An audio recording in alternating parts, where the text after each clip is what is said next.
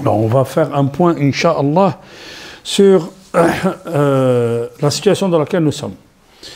Le gouvernement a décidé de faire un couvre-feu à partir de 18 h. Bon, après, libre à chaque mosquée de faire ou de gérer la salawat, comme il y a des mosquées, ici dans notre région, qui ont décidé de fermer. J'étais avec des frères hier pour aller faire le maghreb dans une mosquée, elle était fermée. On est arrivé devant la mosquée, on ne savait pas, elle était fermée. Nous, on a décidé ici de faire le maghreb et l'isha.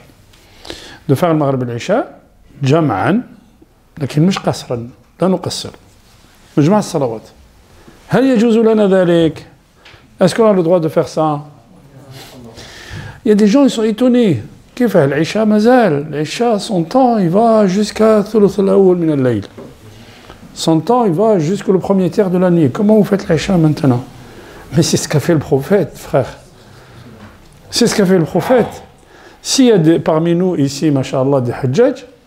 Quand on est à Mina, comment on fait? Comment on fait la prière à Mina?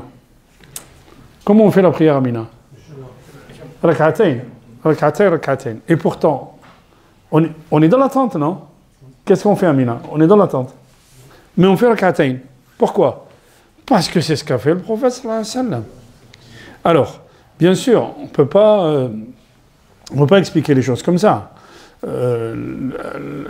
L'islam, ayyuha al-ikhwa, هذا الدين علم c'est une science vraiment كاين قواعد فقهيه il y a des règles qu'on appelle des règles في الفقه المشقه تجلب التيسير comme ça القاعده الفقهيه elle dit قاعده اصوليه dans les fondements de jurisprudence on vous dit المشقه تجلب التيسير pardon المشقه c'est la difficulté attire quoi la facilité dès qu'il y a une difficulté Allah subhanahu wa ta'ala m'a la facilité. Les gens sont étonnés. Je leur dis que si tu as une blessure et que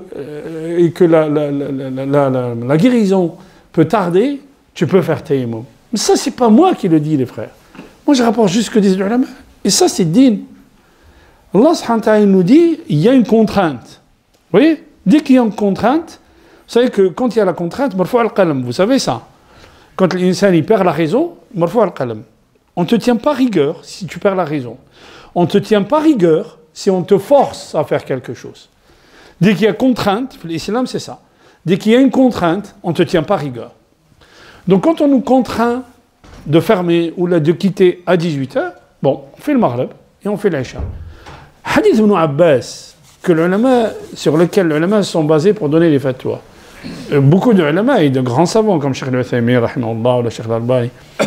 Ibn Abbas a dit un jour, Jama'a bina Rasulullah sallallahu alayhi wa sallam, le prophète sallallahu alayhi wa sallam a regroupé deux prières. Washnouma, Dohr ou l'Asr, Zid, ou le Maghreb ou l'Aïcha.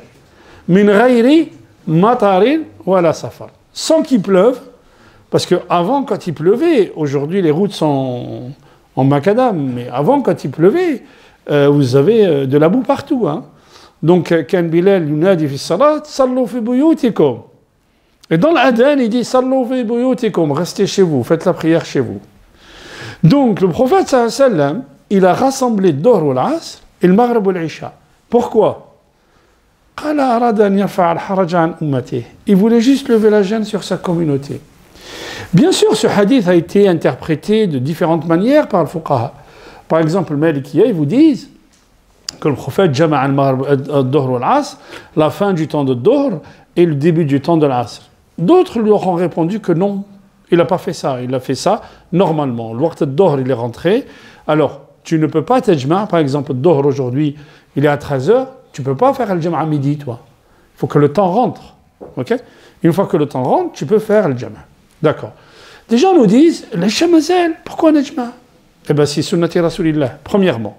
Deuxièmement, autre chose, tu me dis, moi je fais l'Isha à l'heure. Pas de problème. Tu rentres chez toi parce que la mosquée va fermer.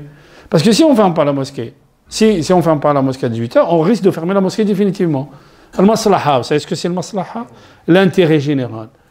Celui qui gère, le hakim, celui qui gère, l'imam, celui qui gère, il pense à l'intérêt général, il ne pense pas à l'intérêt d'une personne. Toujours, l'intérêt général prime sur l'intérêt d'une personne. Toujours. Ça, c'est ça le fiqh, ayyuha al-ikhwa. Et le fiqh, la jurisprudence musulmane, elle date de 14 siècles, ayyuha al-ikhwa. Quand Napoléon est arrivé en Égypte, il était subjugué par la gestion sociale, comment le fiqh islami gérait la société, à travers le droit musulman. Mais vraiment, ayyuha al-ikhwa. Le problème, ayyuha al-ikhwa, c'est que nous, on a délaissé tout ça. Et on ne lit plus. Et moi, je reçois des mails, je reçois des commentaires. C'est incroyable le niveau d'ignorance des gens. C'est incroyable. Une scène, avant de critiquer une fatwa ou là, au moins aie la décence de lire ou de... Tu ne parles pas comme ça de ta tête. Autre chose, pourquoi Najma? Najma l'iqamati al-jama'a aussi. C'est-à-dire qu'on fait le Maghreb jama'atan ou l'Isha jama'atan. Sinon, chacun rentre chez soi et chacun fait le Maghreb chez lui. Le jama'a, la prière en groupe, c'est quelque chose de très important pour l'islam. Ar-Rasul sallallahu alayhi wa sallam, c'est ce qu'il dit. Il dit, le terme qu'il utilise, le wadito, j'aurais souhaité peut-être, voilà, la traduction qui se rapproche le plus. Il dit, j'appelle un mu'addin, j'appelle Bilal. Yu'addin les salat. Il appelle à la prière. Et j'attends que les gens viennent à la prière. Et que les gens qui restent chez eux, qui ne viennent pas à la prière, Najma al-Hatab, je ramasse du bois, wa uharriqu alayhim buyutahum. Pour vous dire l'importance de Salat al-Jama'a. Bien sûr, le prophète, il ne va pas faire ça. Mais il nous dit à quel point c'est important d'être dans le groupe. Pourquoi? Le Jama'a, ça crée des liens sociaux, ayyuha al-ikhwa. Quand tu pries avec ton frère, 5 fois par jour, qu'à un moment tu ne le vois plus, il y a un problème. Pourquoi il n'est pas venu? Il est malade, il a un problème. Qu'est-ce qui se passe? Quand ton fils ne rentre pas de l'école, il sort à 4 heures, il ne rentre pas. Au bout d'une demi-heure, tu commences à t'inquiéter. C'est vrai ou pas? Eh bien, le jama'a, c'est ça, ayyuha al-ikhwa. Le jama'a, c'est ça. Et un autre jour, Inch'Allah, on va parler de l'Jumu'ah. Le Jumu'ah, ayyuha al-ikhwa, les ulama, ils vous disent, les petites mosquées, mais même à l'époque, les petites mosquées, elles ferment. Si vous allez en Irak, en Égypte, dans les souks, si vous allez à Marrakech, à Fès, il y a des petites mosquées dans les marchés. Qui permettent quoi? Qui permettent aux marchands de faire leurs prières journalières, Dor, l'Asr. Mais ces mosquées, elles ne font jamais le Jumu'ah. Ces mosquées, elles ferment. Et le Masjid al-Jami', la grande mosquée, elle fait le Jumu'ah. Pourquoi? Ça permet à toute la communauté de se rassembler. Et Allah, qu'est-ce qu'il dit? Ya ayyuhalladhina amanu, idha nudiya lis-salati min yawm al-jumu'ah, fas'aw, accourez.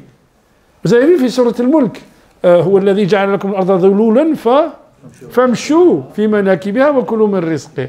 Quand il parle de rizq, Allah subhanahu wa ta'ala, il nous dit, amshou, vas-y, allez, marche. Quand tu cherches le rizq, Allah subhanahu wa ta'ala va te le descendre. Quand il parle de Jumu'ah, il dit accourez. Quand il parle de Jannah, il dit wasari'u ila maghfiratin min rabbikum wa jannatin. Accourez avec force. Vous voyez, il y a un sens à tout. Il y a un sens à tout. Et le problème, c'est quand les gens ils parlent sans connaissance. Mais comme ça. Bon. Et parce qu'on a parlé de ça, on a filmé ça, et on a dit aqwal al-ulama, aqwal al-madahib, on a tout dit. Et malgré ça, il y a des gens. Bon. ماذا أقول لك؟ الإخوة هنا يصلوا المغرب والعشاء. Si tu n'es pas d'accord, ما كاين حتى مشكل. Sans fitna, sans rien du tout. Tu rentres chez toi et tu fais la prière chez toi, il n'y a aucun problème.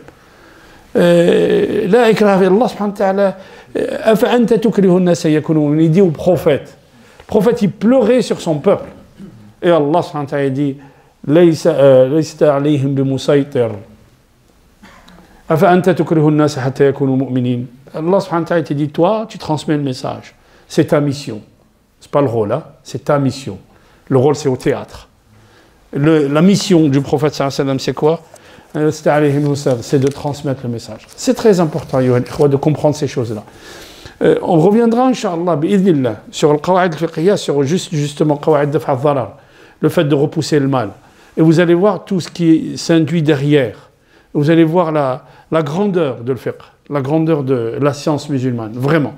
Parce que, sarahatan, ummat iqra, Allah subhanahu wa ta'ala nous descend iqra, sahna. Malheureusement, on ne lit pas assez, ouais. Désolé.